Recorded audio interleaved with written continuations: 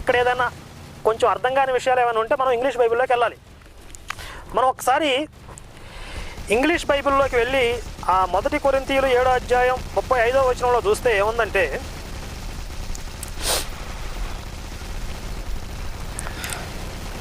English బైబిల్లో ఒకసారి మీకు చదివినిపిస్తాను. అండ్ దిస్ 35 అయిపోయింది కదా, 36 చూద్దాం.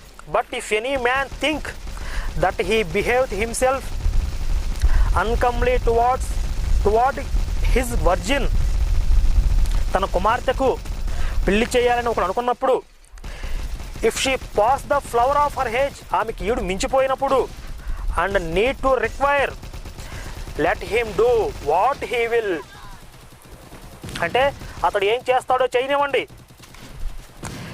హీ సిన్నత్ నాట్, అది పాపం కాదు. లెట్